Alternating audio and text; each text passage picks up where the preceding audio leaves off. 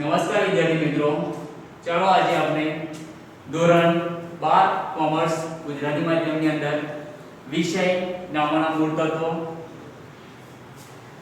એમાં આપણે પ્રકરણ જે 4 છે એ 4 આપણે મિત્રો જોઈ રહ્યા છે। તો પ્રકરણ 4 ની અંદર છેલ્લા લેક્ચરની અંદર આપણે કે જે લઘુનું પ્રમાણ છે મિત્રો એ કઈ રીતના આપણે શોધવાનું છે એના વિશે મિત્રો આપણે માહિતી મેળવી હતી। હવે વિદ્યાર્થી મિત્રો આજે આપણે આ ચેપ્ટરની અંદર કે જ્યારે ભાગીદારો જે પુનઃ મૂલ્યાંકન કરે છે તો એવા સંજોગોની અંદર એક જ્યારે પુનઃ મૂલ્યાંકન કરતા હોય છે ત્યારે કયું ખાતું બનાવે છે મેં તમને અગાઉ સમજાવ્યું હતું એ પ્રમાણે કે એ વ્યક્તિઓ પુનઃ મૂલ્યાંકન ખાતું મિત્રો બનાવે છે।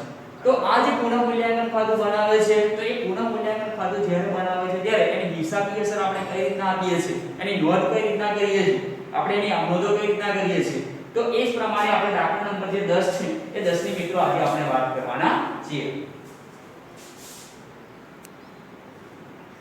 તો મિત્રો દાખલા નંબર 10 ની આપણે વાત કરીએ તો દાખલા નંબર 10 ની અંદર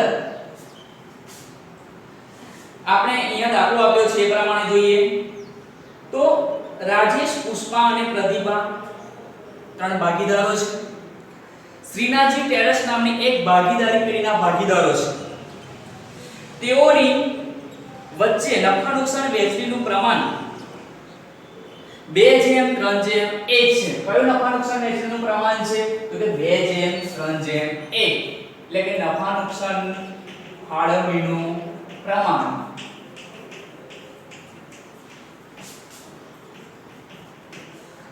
કયું છે મિત્રો તો કે 2:3:1 આ એનું નફા નુકસાન ફાળવણીનું પ્રમાણ છે। તેમની વચ્ચે તારીખ 31/3/2017 ના રોજ તેમની પેઢીનું પાકું સરવૈયું નીચે પ્રમાણે છે। તો એમનું પાકું સરવૈયું આપ્યું છે। ત્યારબાદ ઉપરોક્ત પાકા સરવૈયાની તારીખે ભાગીદારો વચ્ચે નફા નુકસાનની વહેંચણીનું પ્રમાણ બદલીને ભવિષ્ય માટે 1:1:1 નક્કી કરે। એટલે કે નફા નુકસાન ફાળવણીનું પ્રમાણ એ લોકો શું કરે છે બદલે છે અને કયું કરે છે તો કે બીજું જે કરે છે 1:1:1 નવા નુકસાન ફાળવણીનું પ્રમાણ એ સરખી રીતે મિત્રો કરે છે। તે ધંધાની તારીખે મિલકત મળે તેવાનું પુનઃ મૂલ્યાંકન કરવાનું નક્કી કર્યું જેની માહિતી નીચે પ્રમાણે છે। તો મિત્રો અહીંયા આપણે એની જે વધારાની જે માહિતી આપી છે એ વધારાની માહિતીના આધારે આપણે અહીંયા શું કરવાનું છે તો કે એની જે દાખલા છે દાખલાની આપણે મિત્રો શરૂઆત કરવાની છે, એની નોંધ કરવાની છે, આપણે પુનઃ મૂલ્યાંકન ખાતું બનાવવાનું છે। છેલ્લી લીટી મિત્રો જોઈએ કે ઉપરની તારીખ પરથી પેઢીની તો આપણે આમોર લખી પુનઃ મૂલ્યાંકન ખાતું તૈયાર કરો। મિત્રો તમારે પહેલા આમોર લખ્યું હોય તો પણ તમે લખી શકો છો, બરાબર છે, કાં તો તમે પુનઃ મૂલ્યાંકન ખાતું બનાવો અને પછી આમોર લખો તો પણ ચાલે, પણ તમારે જે રીતના કરવું હોય એ રીતના તમે લખી શકો છો મિત્રો।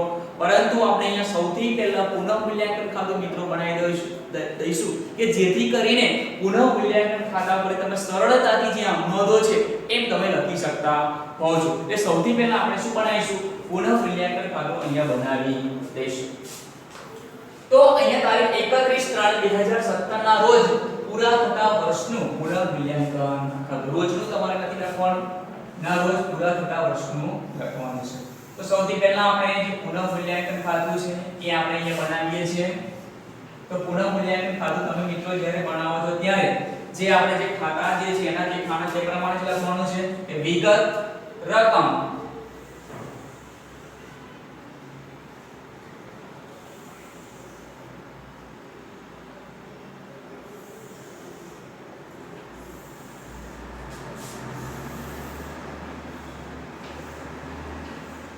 चलो સૌથી પહેલા કયું નામ આવશે વિગત રકમ રૂપિયા, વિગત અને રકમ। જમા બાજુ ઉપરની સાઈડ લખી દઈશું જમા બાજુ, ડાબી સાઈડ લખી દઈશું હવે મિત્રો આપણે દાખલાની અહીંયા શરૂઆત કરીએ છીએ। તો જમીનની કિંમત 2,50,000 સુધી વધારવી। તો મિત્રો જુઓ પાકા સરવૈયાની અંદર જે જમીન જે છે એની કિંમત આપણને કેટલી આપી છે એ આપણે સૌથી પહેલા જોઈએ તો કે 1,80,000 જમીનની કિંમત આપી છે। પરંતુ આપણને દાખલામાં શું કીધું છે જે હવાલો છે એની અંદર આપણને કીધું છે કે જમીનની જે કિંમત છે એ કિંમત 2,50,000 સુધી વધારવાની છે। તો છે કેટલી થોડી કિંમત 1,80,000 1,80,000 હતી એની જગ્યાએ કેટલી હવે ગણીશું 2,50,000 મિત્રો આપણે ગણવાની છે. તો મિત્રો કેટલો વધારો થયો તો કે 70,000 નો વધારો થશે. એટલે 2,50,000 માંથી 1,80,000 બાદ કરીશું આપણે તો કેટલો વધારો થશે તો કે 70,000 રૂપિયાનો વધારો થઈ ગયો. હવે હું તમને પુનઃ મૂલ્યાંકન ખાતાની અંદર તમારે કઈ રીતના નોંધ કરવાની છે એની હું તમને સમજૂતી આપું છું. તો કે જ્યારે તમારે જે મિલકત છે એ મિલકતની કિંમતમાં મિત્રો જ્યારે વધારો થશે તો પુનઃ મૂલ્યાંકન ખાતાની કઈ બાજુ લખીશું આપણે જમા બાજુ લખીશું. બરાબર. એની વિરુદ્ધ કે જ્યારે મિલકતની કિંમતમાં ઘટાડો થાય કઈ બાજુ લખીશું ઉધાર બાજુ. બરાબર છે. એ પ્રમાણે તમારે યાદ રાખવાનું છે. એટલે કે ફાયદો તમને થાય તો જમા બાજુ અને જ્યારે આપણે નુકસાન થાય ખર્ચ થાય ત્યારે આપણે ઉધાર બાજુ એની નોંધ કરીશું. તો સૌથી પહેલા આપણને ફાયદો છે જમીન મકાન જે છે એની કિંમતમાં આપણે અહીંયા વધારો થયો છે જમીનની કિંમતમાં. તો વધારો થયો એટલે પુનઃ મૂલ્યાંકન ખાતાની જમા બાજુ આપણે મિત્રો એની નોંધ કરીશું કે જમીન ખાતે એટલે જમીનનો વધારો જમીનનો વધારો કેટલો થયો તો કે 70,000. ત્યારબાદ જે બીજો હવાલો છે જોઈએ તો કે એમાં છે પ્રથમ હવાલો કે મકાનની કિંમત 50,000 થી વધારવી. તો મકાનની કિંમત 50,000 થી મિત્રો વધારવાની છે. તો 50,000 થી વધારવી એનો મતલબ એ કે જે મકાન છે એ મકાનની કિંમતમાં આપણે 50,000 રૂપિયાનો વધારો કરવો પડશે. એટલે મકાનમાં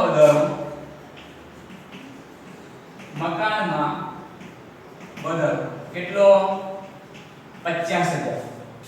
ત્યારબાદ આગળ વધીએ કે યંત્રોની કિંમત 80,000 સુધી ઘટાડવી. તો યંત્રો છે કેટલા મિત્રો આપણને આપ્યા છે તો કે જે યંત્રો છે 1,20,000 પરંતુ કિંમત કેટલી થાય છે 80,000. એટલે કે 1,20,000 ના હતા હવે થઈ ગયા 80,000. એટલે કેટલો ઘટાડો થયો તો કે 40,000 રૂપિયાનો ઘટાડો થયો. તો જ્યારે મિત્રો ઘટાડો થાય તો પુનઃ મૂલ્યાંકન ખાતાની ઉધાર બાજુ આપણે નોંધ કરીશું.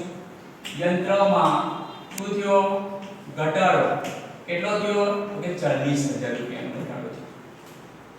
ત્યારબાદ કે રોકાણોની કિંમતમાં 30% ઘટાડો કરવો. તો રોકાણો કેટલા આપ્યા છે એ આપણે જોઈશું. તો પાકર સર્વેની અંદર જુઓ મિલકત અને લેણા બાજુ કે જે રોકાણો છે એ રોકાણો આપણને આપ્યા છે અહીંયા કેટલા છે તો 40,000.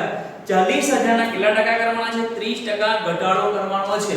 તો 40,000 ના 30% કેટલા થશે તો કે 40,000 ના 30% 12,000 થશે. તો અહીંયા આપણે એમાં ઘટાડો કરીશું રોકાણની કિંમતની અંદર.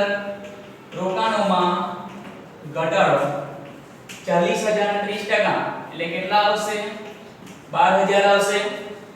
ત્યારબાદ દેવાદારો પર 20% ગાળખાત અનામત અને દેવાદાર વટાવ અનામતની જોગવાઈ કરવાની છે. તો મિત્રો જુઓ પાકા સર્વેની અંદર મિલકત લેણા બાજુ ચલો કેટલા દેવાદારો આપ્યા છે 50,000 દેવાદારો આપ્યા છે.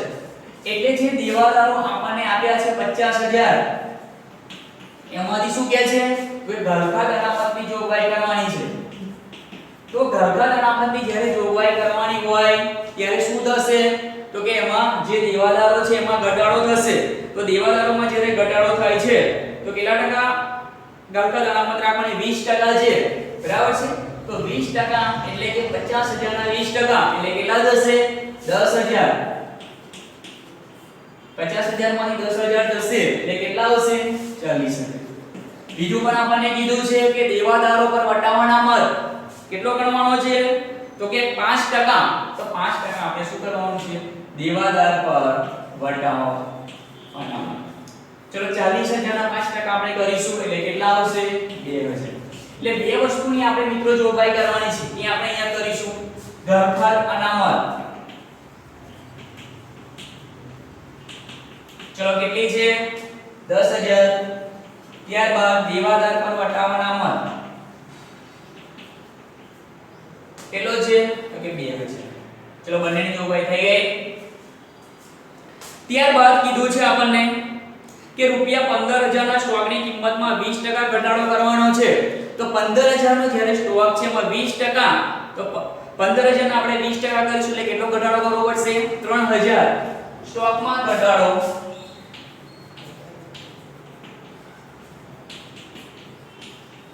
3,000. ત્યારબાદ કે રૂપિયા 20,000 ના લેણદારને હવે રકમ ચૂકવવાની નથી. એટલે કે દેવામાં શું થયો મિત્રો? ઘટાડો થયો. ઘટાડો થયો એટલે કે પેઢીને શું થશે?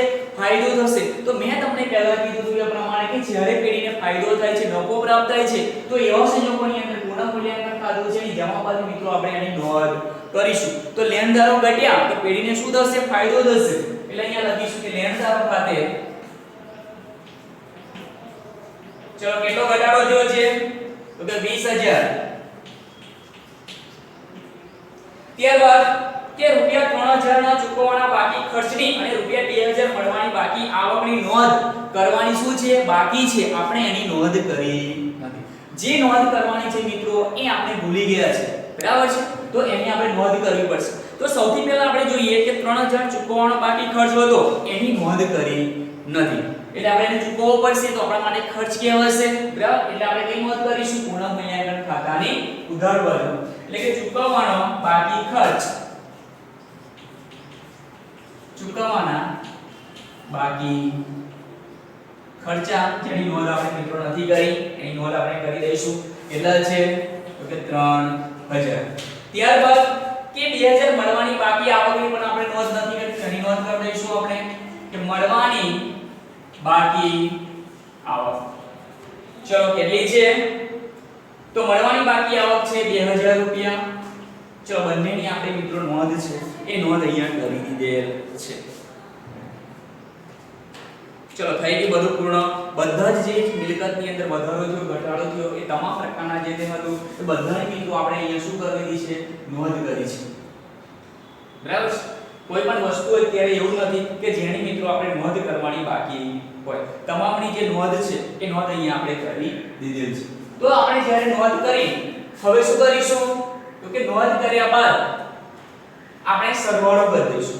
બરાબર છે? સરવાળો કરીને આપણે પછી આમ નોંધો પણ લખવાની છે. તો સૌથી પહેલા પુનઃ મૂલ્યાંકન ખાતું આપણે બંધ કરીશું. તો મિત્રો આપણે અહીંયા પુનઃ મૂલ્યાંકન ખાતું જ્યારે બંધ કરીએ છીએ તો જો જમા બાજુનો આપણે સરવાળો કરીશું તો કેટલો આવશે? 1,42,000. હવે 1,42,000 માંથી આ બધું વસ્તુ આપણે બાદ કરીશું કે જે ઉધાર બાજુ જે તે રકમો આપેલી છે એ બધું બાદ કરીશું તો કેટલું વધશે? તો કે 72,000.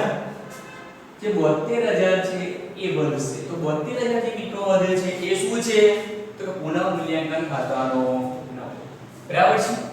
પુનઃ મૂલ્યાંકન ખાતાનો જે નફો છે એ નફાને આપણે શું કરીશું? તો કે જે ભાગીદારો છે એ ભાગીદારો વચ્ચે આપણે એને વહેંચી દઈશું. તો કયા કયા મિત્રો ભાગીદારો છે? તો કે 3 ભાગીદારો છે એને આપણે વહેંચી દઈશું. રાજેશ, પુષ્પા અને પ્રતિભા. રાજેશ, પુષ્પા અને પ્રતિભા. આ ત્રણેય જે ભાગીદારો છે એ ભાગીદારોને આપણે કયા પ્રમાણમાં વહેંચણી કરીશું? તો કે જૂના પ્રમાણમાં 2:3:1 ના પ્રમાણમાં મિત્રો આપણે એની વહેંચણી કરવાની છે.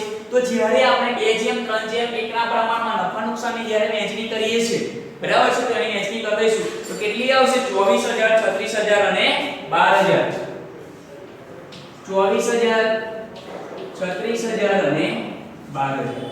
આ પ્રમાણે જે મિત્રો જે નોંધ છે એ નોંધ આપણે અહીંયા કરવાની છે. અને અહીંયા જે પુનઃ મૂલ્યાંકન ખાતું છે એ પુનઃ મૂલ્યાંકન ખાતું જે આપણે તૈયાર કરવાનું હતું એ મિત્રો આપણે તૈયાર કરી દીધેલ છે. તો હવે તમારે પુનઃ મૂલ્યાંકન ખાતા પર તમે કઈ રીતના જે આમનોંધો છે એ આમનોંધો બનાવી શકો છો એ પ્રમાણે આપણે જોઈએ તો તમને આમનોંધો કરતા પુનઃ મૂલ્યાંકન પરથી શીખવાડીએ. બરાબર છે? કે કઈ રીતના જે આમનોંધો છે એ તમે કરી શકો છો. તો સૌથી પહેલા આપણે જે આમનોંધ છે એનો ટાઇટલ લખીશું અને ખાના દોરીશું. બરાબર છે? આમનોંધ. ચાલો એના ખાના દોરીએ સૌથી પહેલા.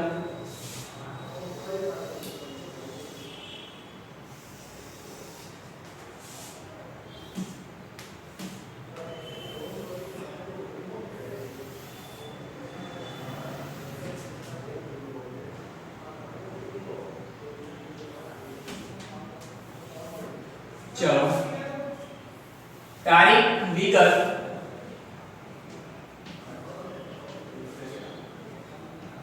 खापा उधार रुपया ने जमा आ રીતના મિત્રો જે ખાના છે એ ખાનાઓ તમારે દોરવાના છે. તો સૌથી પહેલા જે આમનોધો છે તો હું વાત કરીશ કે જ્યારે મિલકતની અંદર મિલકતમાં મિત્રો શું થાય છે તો કે મિલકતમાં જ્યારે શું થાય તો વધારો થાય છે. મિલકત જ્યારે વધે છે તો મિલકત જ્યારે વધે એટલે કે પેઢીને જ્યારે ફાયદો થાય છે તો એવા સંજોગોની અંદર પુનઃમૂલ્યાંકન ખાતું શું કરીશું આપણે જમા કરીશું. બરાબર છે. એટલે જમા બાજુની આપણે આમનોધો જોઈ લઈએ. તો અહીંયા શું જમા થયું છે, શેમાં વધારો થયો છે તો કે જ્યારે બી વધારો થાય તો એવા સંજોગોની અંદર તમે શું કરી શકો છો કે જ્યારે વધારો થાય તો એવા સંજોગોની અંદર મિત્રો તમે જે પુનઃમૂલ્યાંકન ખાતું છે એ પુનઃમૂલ્યાંકન ખાતું તમારે શું કરવાનું છે તો કે એને જમા કરવાનું છે.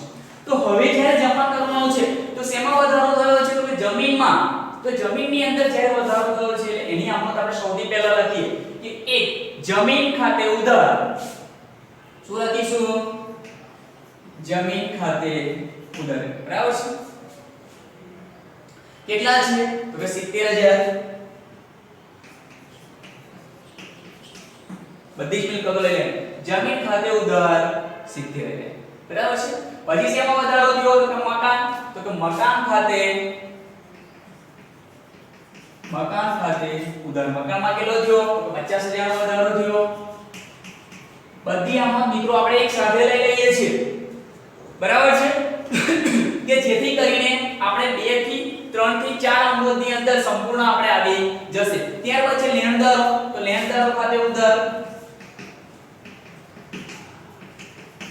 ચલો લેણદારો કેટલા છે તો કે 20000.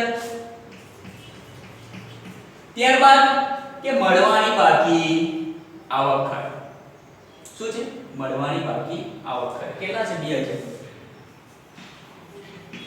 મળવાની બાકી આવક ખાતે ઉધાર 2000. ચલો બધું વસ્તુ આવી ગયું. જમીન આવી ગઈ, મકાન આવી ગયું છે, લેણદારો બી આવી ગયા, મળવાની બાકી આવક, જે 4 વસ્તુઓ હતી મિત્રો આવી ગઈ. હવે શું કરવાનું કે વધારો જે થયો છે એ બધા ખાતે ઉધાર કરવાનું છે અને જે પુનઃમૂલ્યાંકન ખાતાની જે જમા બાજુ છે જેની નોંધ થઈ છે બધાનો સરવાળો કરીને તે પુનઃમૂલ્યાંકન ખાતે મિત્રો આપણે શું કરીશું?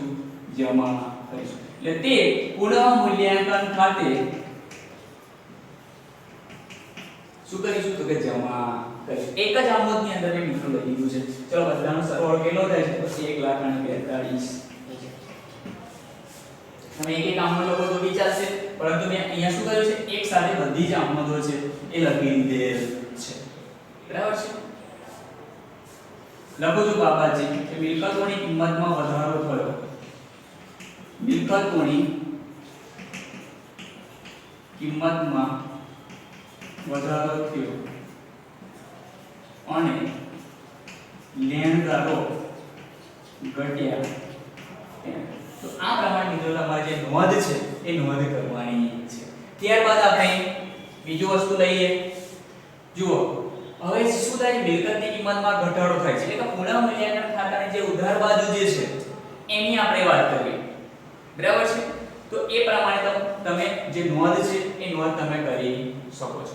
બરાબર. તમારે જો અલગ રીતના નોંધ કરવી હોય, બરાબર, જમીન ખાતે ઉધાર પુનઃમૂલ્યાંકન ખાતે જમા એ રીતના પણ લખી શકો. જમીન ખાતે ઉધાર પુનઃમૂલ્યાંકન ખાતે જમા એ રીતના પણ લખી શકો છો. બરાબર. પરંતુ બધી જે આમનોધો છે, બધી જે એન્ટ્રી છે મેં એક જ આમનોધની અંદર લીધી છે. જે સંયુક્ત આમનોધ છે એ સંયુક્ત આમનોધની અંદર બધી જ આમનોધો છે એ મિત્રો મેં અહીંયા સમાવી લીધેલ છે.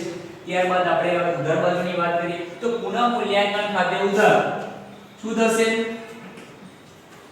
પુનઃમૂલ્યાંકન ખાતે મિત્રો આપણે શું કરીશું તો કે ઉધાર કરીશું. તો જ્યારે પુનઃમૂલ્યાંકન ખાતે ઉધાર કરવામાં આવે છે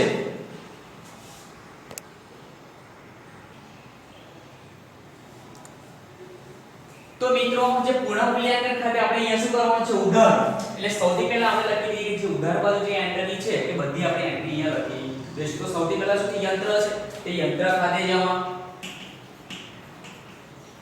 યંત્ર ખાતે જમા કેટલા છે તો કે 40000. ત્યારબાદ પછી શું છે તો કે રોકાણોમાં ઘટે છે. રોકાણો ખાતે 12000. તે રોકાણો ખાતે 12000. પછી છે ગાળખાદ અનામત ખાતે. ગાળખાદ અનામત ખાતે કેટલા છે તો કે 10,000 પછી દેવાદાર વટાવાના મત દેવાદાર પર વટાવાના મત કેટલો છે 2000 ત્યારબાદ આગળ આપણે વધીએ બીજી વસ્તુની આપણે નોંધ કરવાની મિત્રો બાકી છે એટલે અહીંયા બીજા હું ખાના દોરું છું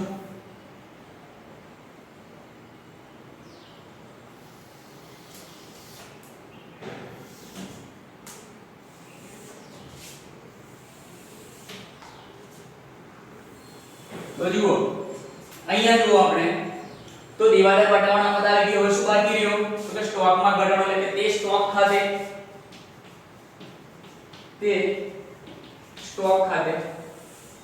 ચલો કેટલા છે સ્ટોકની અંદર જે ઘટાડો થયો તો તે 3000 ત્યારબાદ કે ચૂકવવાના બાકી ખર્ચા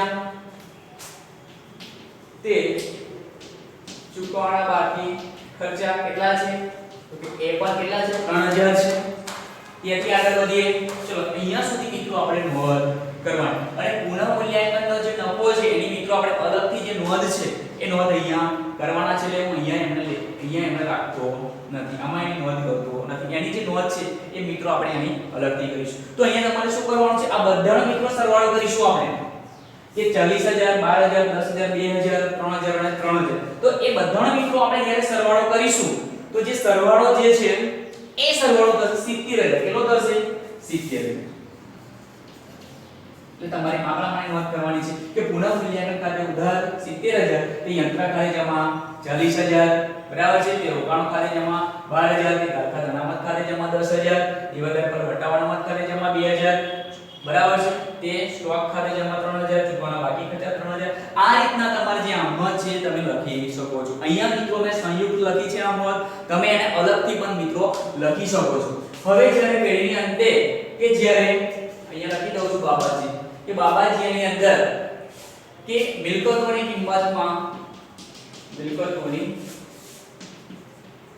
કિંમતમાં ઘટાડો થયો અને દેવામાં વધારો થયો એની બાબત છે હવે ત્રીજી આમનોંધ કે જ્યારે પુનઃ મૂલ્યાંકન ખાતું જે છે એનો શું છે નફો છે તો નફો જ્યારે થાય છે તો જે જૂના ભાગીદારો છે એ જૂના ભાગીદારોને કયા પ્રમાણમાં જમા આપવાનો છે તો કે એ વ્યક્તિઓને મિત્રો આપણે જૂના પ્રમાણની અંદર આપણે એમને જમા આપીશું તો જ્યારે આપણે જૂના પ્રમાણમાં જમા આપીશું તો કઈ રીતના મિત્રો આપણે આમનોંધ કરવાની છે તો એ આમનોંધ આપણે લખી તો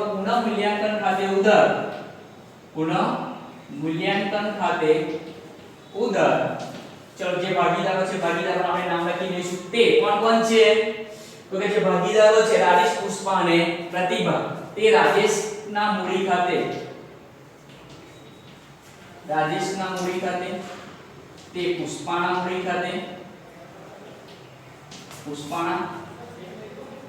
ખાતે તે પ્રતિભાના મૂડી ખાતે ત્રણેય વ્યક્તિઓના નામ લખી દેવાના છે ચલો કેટલો નફો થયો તો કે જે નફો છે એ નફો 72000 થાય છે અહીંયા લખી દઈશું 72000 બરાબર કેટલા જમા આપ્યા છે તો કે જે જમા આપ્યા છે એ પ્રમાણે આપણે જમા કરી દઈશું 24000 36000 અને 12000 24000 36000 અને મિત્રો 12000 તો જે આ પ્રમાણે જે મિત્રો તમારે જે નોંધ છે એ નોંધ તમારે કરવાની છે બરાબર છે આ ચેપ્ટર ની અંદર તમને જે દાખલાઓ જે છે બોર્ડ ની અંદર તમને 3 માર્ક્સના પૂછાવાના છે પરંતુ તમારે જે પાંચમું ચેપ્ટર આપણે જે ભણવાનું છે એનો જે અભ્યાસ કરવાનો છે અને એ જે દાખલાઓ છે એ બોર્ડ ની અંદર જ્યારે 8 માર્ક્સના પૂછાય છે ત્યારે તમારે જે પુનઃ મૂલ્યાંકન ખાતું જે તૈયાર કરવાનું છે તો કઈ રીતના તૈયાર કરવાનું છે નફો કે નુકસાન મિત્રો આપણે કઈ રીતના એને વેચવાનું છે